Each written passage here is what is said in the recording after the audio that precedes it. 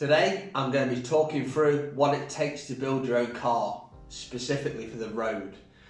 So I've had questions about how you do this and how difficult it is to actually make your own car and put it on the road.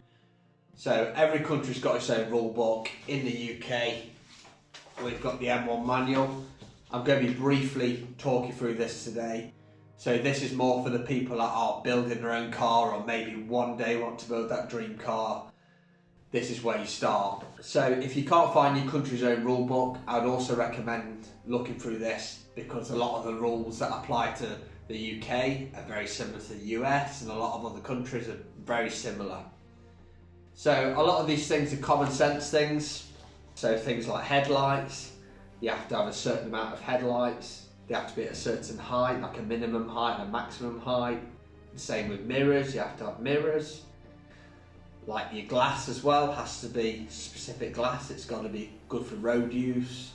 A lot of these things just make sense. The actual M1 manual is over 300 pages. Today I've just picked some good topics to talk on, some of the things you may not know or may miss. You can see we've got about 40 different topics. If you build a car and it meets all these topics, all these chapters, then you're basically good to go, you can pass the test. Whether you're buying a kit from a company or you're building your own one-off like I am, all cars in the UK have to meet this requirement.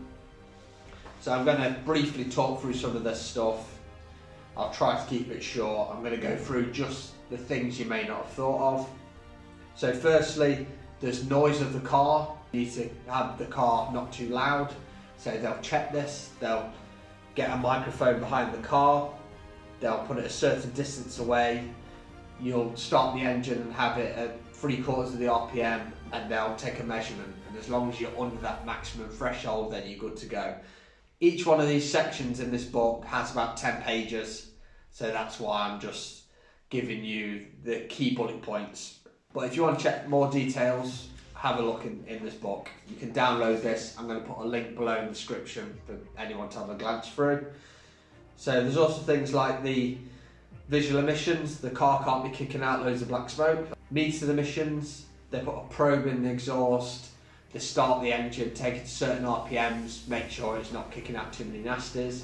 In the UK, when they do this test, they test it to the year that your donor car was. So my car being a 1995, it will be tested to 1995 regulations. It won't be tested to the modern 2024, 2025 standards unless you build a brand new car. So there's also things like fuel tanks. Fuel tanks have very specific rules on what you can do. They need to be mounted on rubber, so isolated so they won't rub through. They need to have a tip over valve, so it's basically a breather so the tank fumes can always get out, but then if the car rolls over it shuts off so fuel won't leak out. So this is another critical one. There's also number plate spacers. If your country requires number plates, you need to have a big enough space for a number plate. On the rear of the car you have to number plate light that shines either up or down on the number plate. Another one that people might not know about, which is on the doors of your vehicle, you need to have what's called double latches. So this is where the latch clicks once and clicks twice. So we've probably all experienced this. If you've not shut your door quite properly, the door's still held, it's just a bit rattly, but if you try and push on it from the inside, it won't just fling open. So this is an obvious safety thing so people won't fall out the car if the door isn't shut properly. So they will check that. They'll check it on the first stage and the second stage to make sure it can hold a load, so they'll push against it, and then if you've got double latches then you've passed. So for my vehicle, I'm using the latches that came with my donor car, the Mercedes. As an added benefit, I've also got soft close on my latches, so I'm going to be keeping that because that's a nice feature.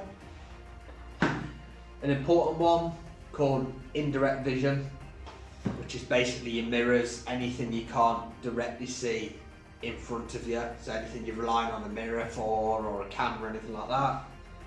I would suggest sticking to mirrors where you can. Try not to use cameras because they're a bit of a grey area at the test centres. You need really good high quality cameras and displays if you're going to even try and do this with cameras. So I would stick to mirrors. It's dead easy.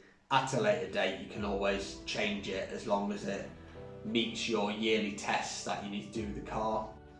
So for the mirrors, they specify the amount of mirrors you need to have. So you need to have at least 2 in most cases. Sometimes you have a centre mirror, depends if you've got a good enough space to see backwards or not.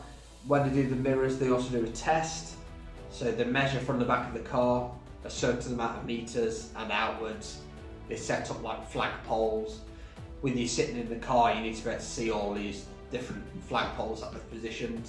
They also tell you how big the mirror's got to be, so there's specific dimensions on how big the glass has to be in the mirror. This is why when you see people going for these tests and building their own cars, a lot of the times they have these generic big mirrors that are very rounded, because the mirror's got to be rounded as well. It can't be absolutely like sharp corners like this.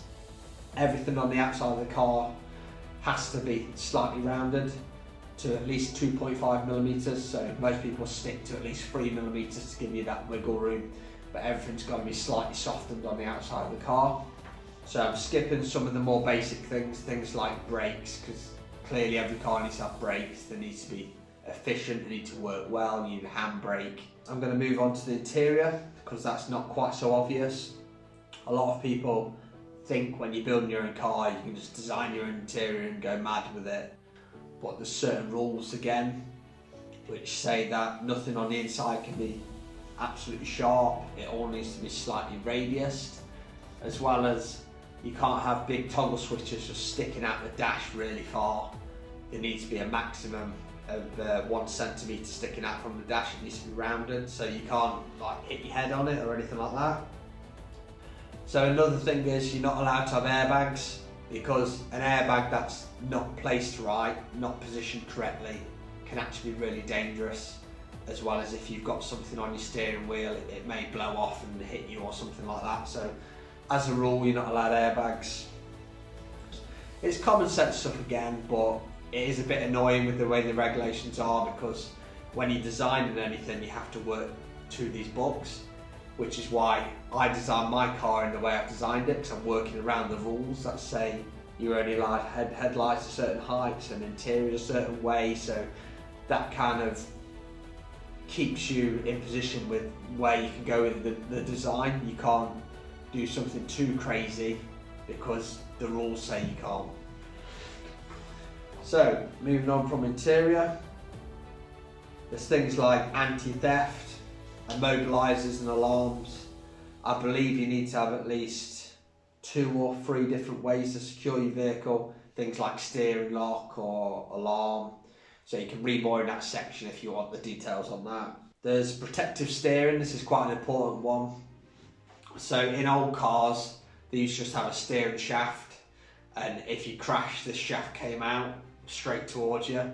So part of the steering column needs to be collapsible, so in the event of a crash, the column itself just bends and crumples up. So they will check that. We've also got seat strength. So this is obvious. The seat needs to be bolted down well.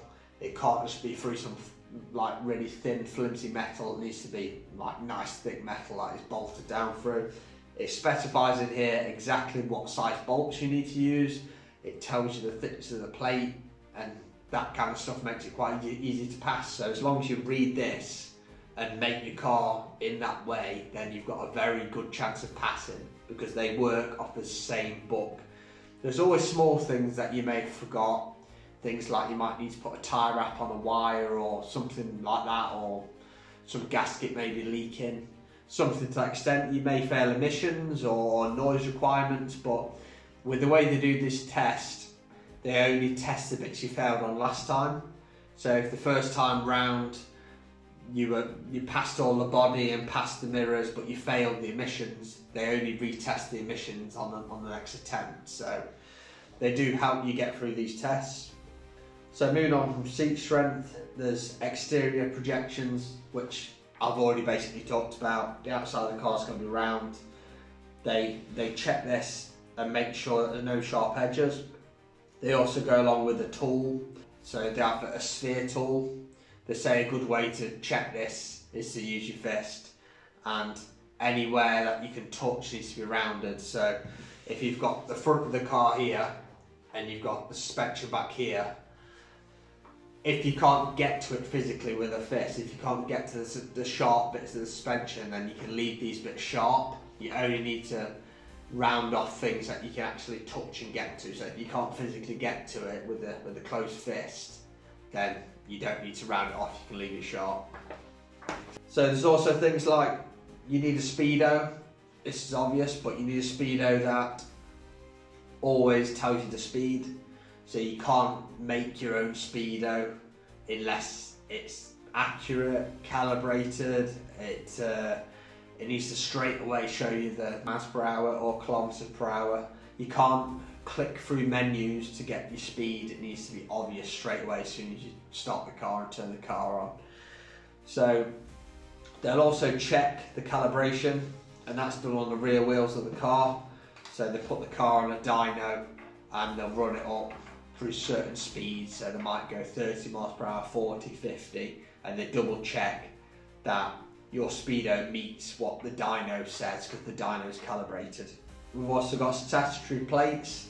So this is things like your VIN number, this is things like your manufacturer name needs to be identifiable on the car.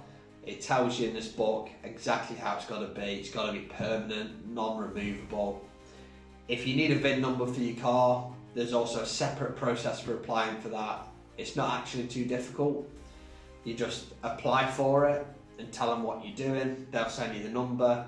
It gets engraved onto a piece of metal and it gets attached to the chassis, and then you approve for that. But they will check all the plates are there. They'll check you've got a VIN number. They'll check you've got a manufacturer name and that kind of stuff. If you want more details, look in the book. So you've also got a very important one, very obvious and, you know, critical safety thing.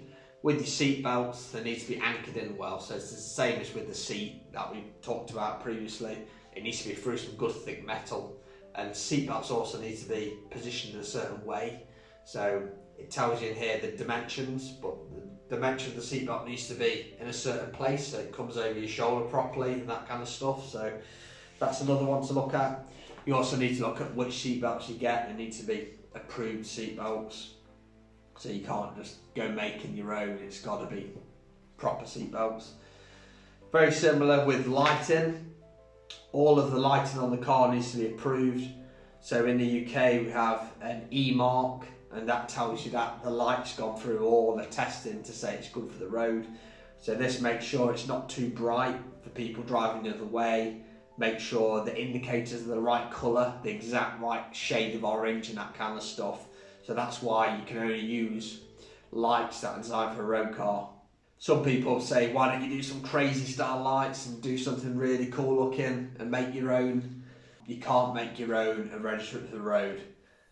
This is why a lot of car companies previously never used to make their own lights, and companies like Pagani reused lights from certain things, generic lights, because it's so expensive to develop your own, because it has to undergo so much testing. If you're trying to make your own light, it needs to go through tests to say it's the right amount of light. It needs to go through tests for like water tightness. It needs to go through tests for vibration, all this kind of stuff. It needs thousands of hours of testing, which is why a lot of companies up until recently didn't used to make their own lights. A lot of companies now have brought that within their factory, like in-house, and they do their own testing to approve these things. So if you build your own car, you've got to select lights that are off the shelf or from a kit car company, which is what I'm going to do. So all your lights need to have the correct markings. You need the correct number of lights, they need to be in the right places. The same with indicators. They'll check where it's located.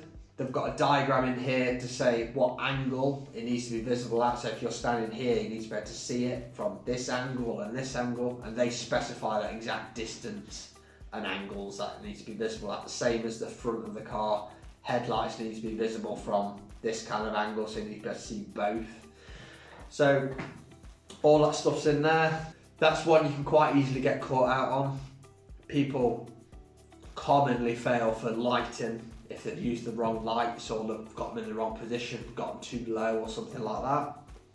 There's also reflectors. In the UK, we have reflectors on the back of the car. So a lot of the lights you buy now will have a reflector built in, but if it doesn't, you need to make sure you've at least got one. So if the car's parked at night with the lights off and the car's coming up to it, it gets some kind of reflection back to know there's a car parked there. So this is obvious safety stuff again. There's one that's quite tricky, especially if you're building your own body of the car. It's called forward vision. So when you sat in the car, sat in your normal seating position, you need to be able to see out at a certain level. So they've specified the angle of how far down you need to be able to see and how far up you need to be able to see. So a lot of times people need to move the seat up, like have it adjusted, especially if you're using a seat that's non-height adjustable. A lot of times people need to make spaces to lift the seat up to meet this test, because you need to be able to see a certain amount up and down, as well as, you know, out from the car. So same again, there's diagrams for that in here. You can measure it out. For my car, I've got a piece of cardboard. I drew the diagram out and made sure that it's going to meet that, and it's going to be tight on my car with the bottom of the windscreen height. But since I'm aware of it, I'm building the car to meet these rules anyway, so we should be good for that test, as long as I set the seat at the correct height that I can see. So double check that if you're building your own car. Identification of controls. So on your steering wheel, all your lights need to have the little symbols beside them all. So you can't have one that's just plain, it all needs to have symbols. So if someone else drives your car for whatever reason, they know exactly where the lights are and things like that. So also defrost and demist. So if you're going to have a front window screen, you need some way of demisting it. That's part of the criteria of the test. If you don't have any way to heat either the windscreen or blow hot air on it, then you'll fail the test. Wash and wipe, the same again. If you're going to have a windscreen, you need some way of washing it and clearing it. You can buy these wash bottles and that quite cheap, so that's a very easy one to put on. Wheel guards is one that's not too obvious. So you'll see a lot of cars have wheel guards wrapping round.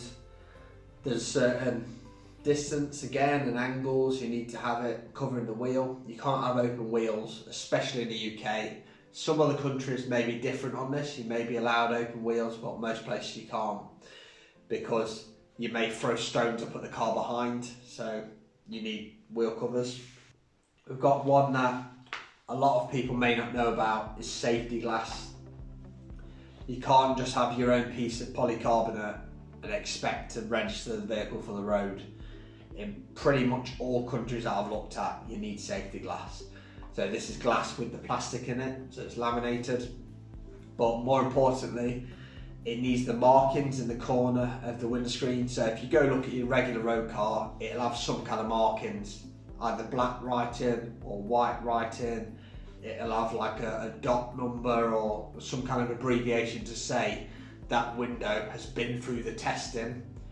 They've like shot like tennis balls at it and things like that and made sure that the windscreen cracks properly, because a windscreen can't just shatter into loads of pieces, loads of sharp bits of glass.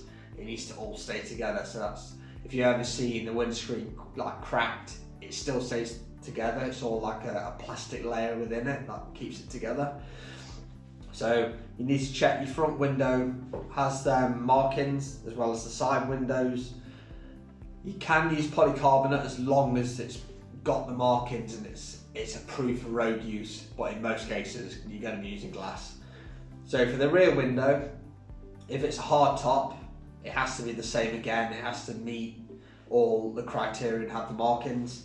If it's a soft top, you can have a flexible piece of plastic. That's the only time you're allowed to have that.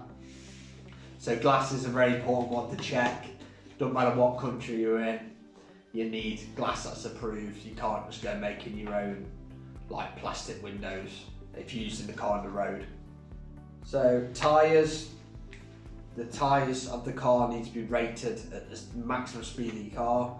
So there's two parts to this whole process. There's this test stuff, and then there's the paperwork side to actually get your car registered. So when you do the paperwork side, you have to write down what the maximum speed of your car is. You have to declare that yourself, what your maximum speed is, and then your tyres have to be rated for a higher speed than whatever you've said. So that's just a safety thing, but clearly you need to have good tyres. If your car's going to be travelling fast, you need fast tyres.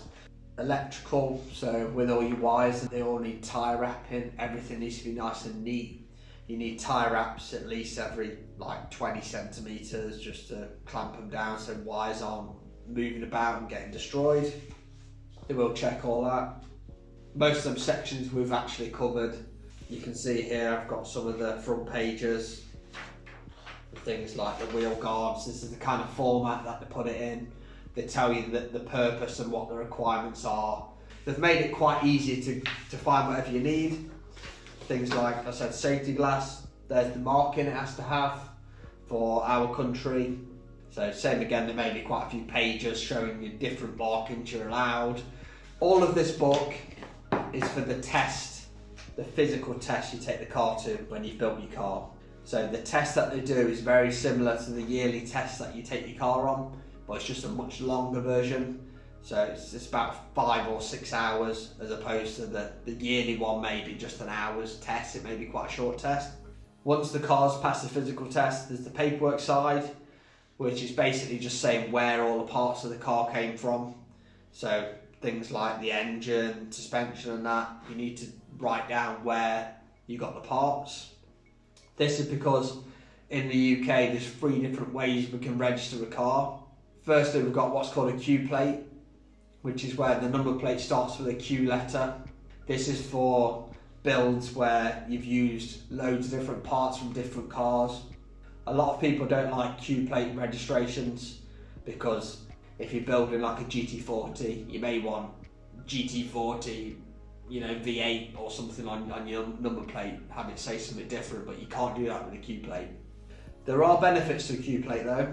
It does make the build about half the price because you can use parts off eBay, you can use random parts here and there as long as you can prove you own them, you've bought them, so you need receipts for things, but as long as you can prove you've bought them, you can make things quite cheap.